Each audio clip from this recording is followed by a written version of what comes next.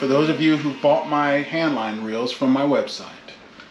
Every 2 years, get some 220 grit sandpaper, or 200, sand it down, not all the way to the bare wood, but just sand it down just in case you have any scuff marks or things like that. Maybe paint from your boat, or scuff it down, and put another 2 layers of spar varnish on it, and it'll just last and last. This is still one of the originals that I made. That was when I started doing the beveled, the casting ramp, as you see here, and it's still going strong. A little bit of wear here on the edges, but I tend to make rounder edges for you guys now, so that won't wear as much.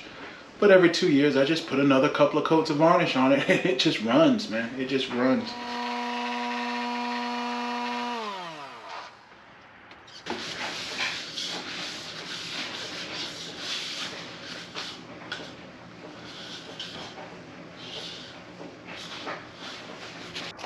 Always use spar varnish when refinishing these reels of mine. And I always finish everything with spar varnish or some way to protect from the UV rays. I got this from old Ace Hardware. You can use whatever brand you want. All right. We'll just come here and mix. But my favorite way to apply the varnish to my floats, the varnish to my reels, is to just get a good old-fashioned work towel, one of these blue type shop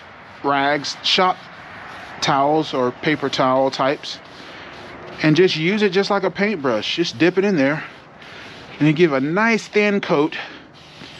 A couple of coats like this will be good for the next 2 years, just like that. Feel like Bob Ross, right?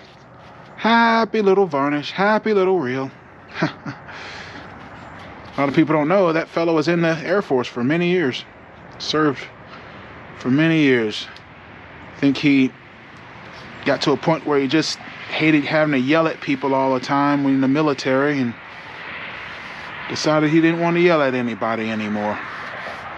So I guess he started painting and became the person we know as Bob Ross. Dude with a fro painting pretty pictures, huh?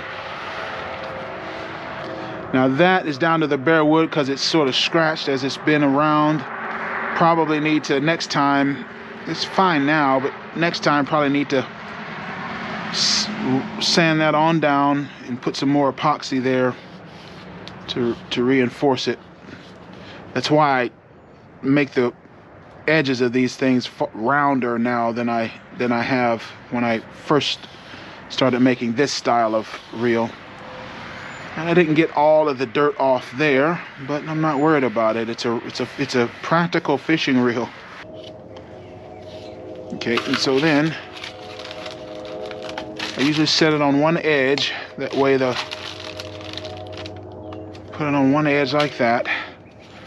And these gloves, they're useless, so you throw them away. Go through a lot of gloves. I'll let that sit. Depending on the temperature, it'll take a little longer. I may let it sit a day. I may let it sit for just 3 or 4 hours.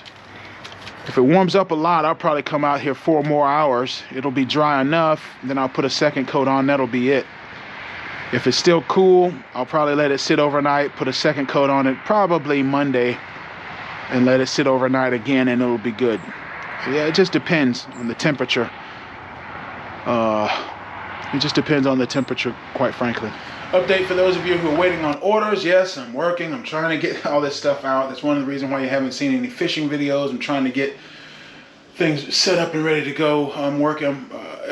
Full moon's out. It'd be a perfect day to fish today, but quite frankly, I need to be getting orders out because customers mean a lot to me. Anybody who buys anything. So, if you're waiting, I'm working on it. I'm working on it.